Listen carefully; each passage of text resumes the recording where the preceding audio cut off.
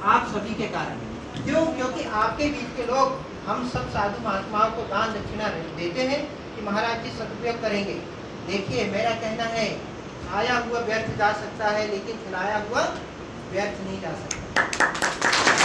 समाज में हर उस व्यक्ति की जिम्मेदारी है, वह छोटा हो चाहे बड़ा हो, गरीब हो अमीर हो, सब कोई भी समाज तभी चलेगा तब आपके अंदर एकता होगी। आज हम यदि महाराणा प्रताप जी को याद करते हैं तो ये मत भूलिए कि केवल उन्होंने किसी एक वर्ग को आज़ादी के लिए लड़े थे, किसी एक के लिए नहीं लड़े उन्होंने। जैसे उन्होंने कहा कि ब्राह्मण तो मैं कोई बातें नहीं करता हूँ, जिसके अंदर ज्ञान वो पूजनीय है। पहले के समय में ब्राह्मण पंडित किसको कहा जाता था? पंडित किसको कहा जाता था? जो शिक्षा देता था। पहले शिक्षा की पद्धति आश्रम में हुआ करती थी। 4 पुत्र हुआ करते थे तो एक देश के लिए दिया जाता था, एक आश्रम में दिया जाता था। 2 पुत्र अपने माता पिता अपने पास रखते थे। किस लिए? क्योंकि संसार को हमें चलाना है। संसार को चलाना है तो वो नियम को हमें लागू करना पड़ेगा। जरूरत का नियम हमारे ऊपर भी लागू होता है। प्यारे बच्चों, आप में से ही कोई मंत्री बने, आप में से ही कोई विधायक बन जाए, आप में से कोई सरपंच बन जाए, कोई जिला पंचायत सदस्य बन जाए, कोई अध्यक्ष बन जाए, कोई नगर पालिका अध्यक्ष बन जाए, पार्षद बन जाए, आपको वो क्षेत्र में भी हस्तक्षेप करना पड़ेगा। बोलो, करोगे? अरे हाँ बोलो भाई, डरना क्या है? हमें संकल्प लेना है। हम हर क्षेत्र में अपने आप को स्थापित करने के लिए, हमारे समाज को स्थापित करने के लिए, आगे बढ़ाने के लिए यदि किसी की जिम्मेदारी बनती है तो आने वाली जो नई पीढ़ी की जिम्मेदारी है।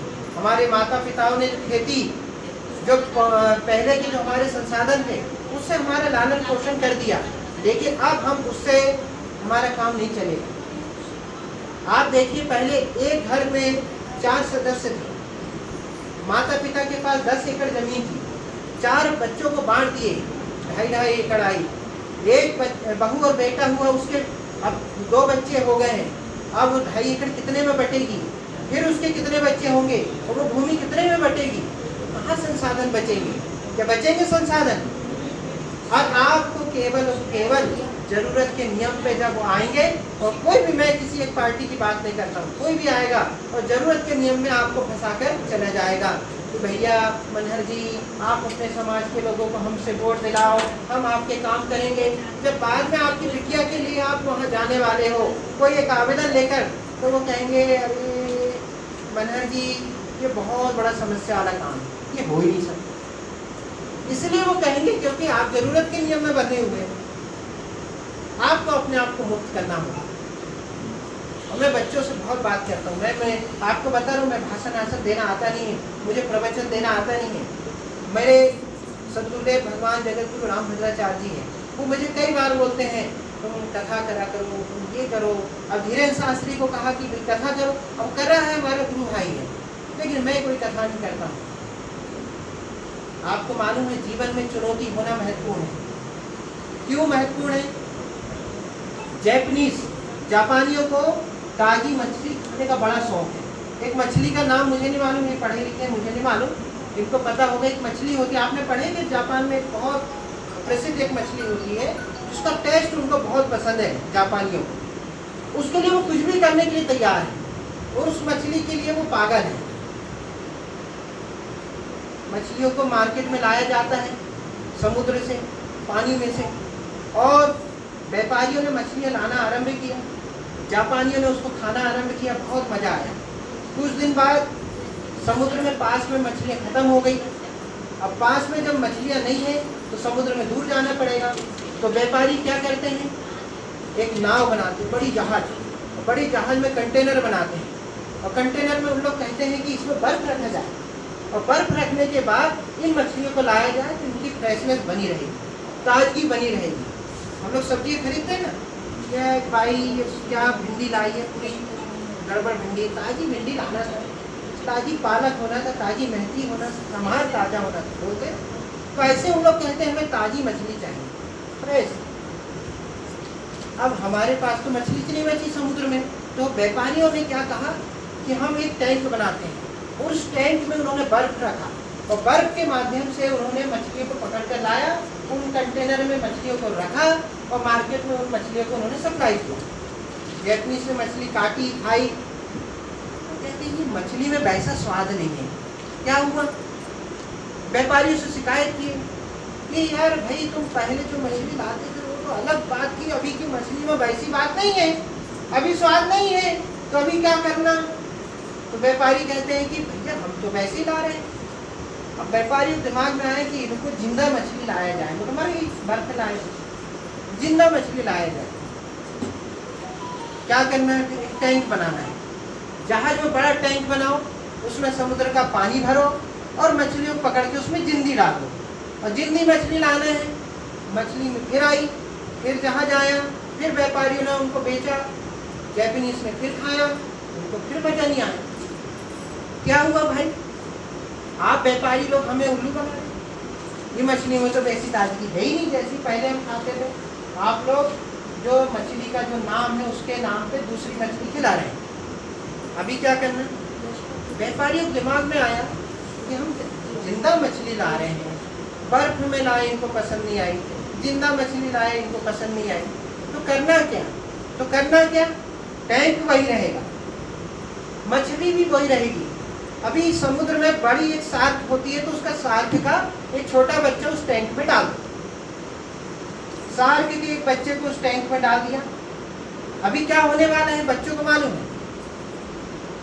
एग्जाम आते जब मालूम है, मम्मी कहती दूध पी लो बेटा, चाय पी लो, तो कहते मम्मी कल एग्जाम है, मैं तो कुछ नहीं खाऊंगी पीऊंगी, मुझे तो अभी पुस्तक ही पढ़ना, पन्ने पलट पलट के बेटा बेटी बहुत पढ़ते हैं। अब मछली में शार्क, मछलियों के जो टैंक में उसमें शार्क आ गई छोटी, तो शार्क क्या करेगी? बड़ी शार्क डालेंगे तो वो पूरी मछली खा जाएगी, तो छोटी शार्क डालेंगे। तो समुद्र में क्या करते हैं? बड़ी शार्क जब मछलियों के पीछे दौड़ती है तो मछलियाँ इधर उधर इधर उधर समुद्र में भागती फिरती है। वो भागने के कारण उनके अंदर फ्रेशनेस रहती है, ताजगी बनी रहती है। तो वो टैंक में जब छोटी शार्क डाली गई तो वो शार्क मछलियों को खाने के लिए दौड़ती है, तो वो टैंक में पूरी मछलियाँ जो पहले सुस्त हो जाती थी, थक जाती थी, भाग भाग कर उनकी फ्रेशनेस बनी रही। और जब जापानीज ने वो मछली खाई तो जापानीज ने कहा इसमें वही स्वाद है जो पहले मछली हमें मिलती थी। कारण उसके जीवन में चुनौती आई, वो मछलियाँ थक गई थी, उनके जीवन में चुनौती आई तो फ्रेशनेस बनी रही। जब तक आपके जीवन में चुनौती नहीं आएगी, फ्रेशनेस बिल्कुल आने वाली नहीं है।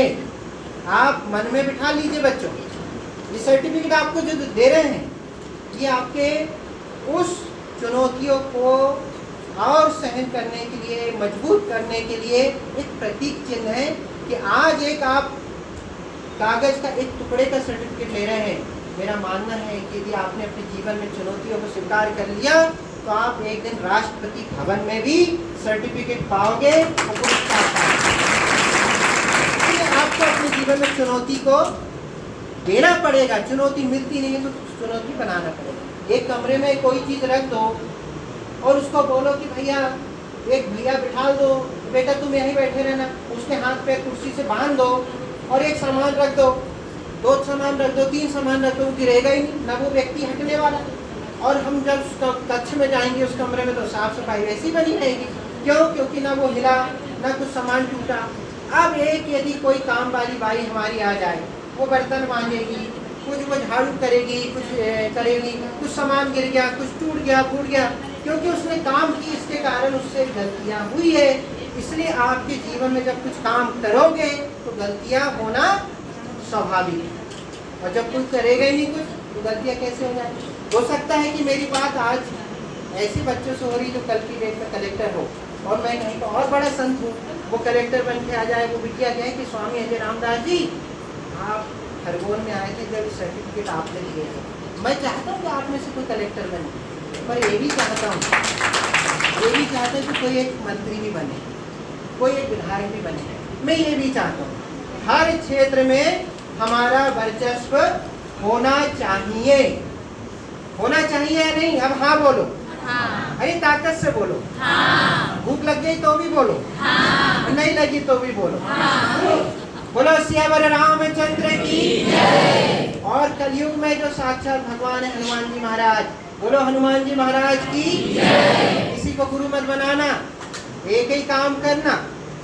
हनुमान जी महाराज अष्ट सिद्धि नवनिधि के दाता है।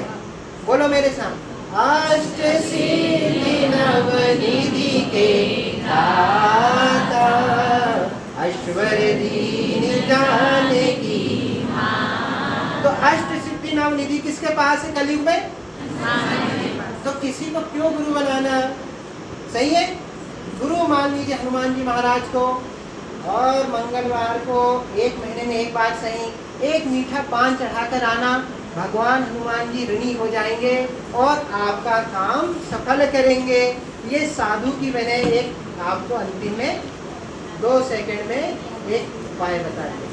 बोलो श्री रामचंद्र की, महाराणा प्रताप की, सभी बच्चों की, सभी बच्चों के माता पिता की, और जो ये कार्यक्रम करा रहे हैं उनकी भी, और जो नहीं करा रहे हैं उनकी भी, और पूरे समाज की।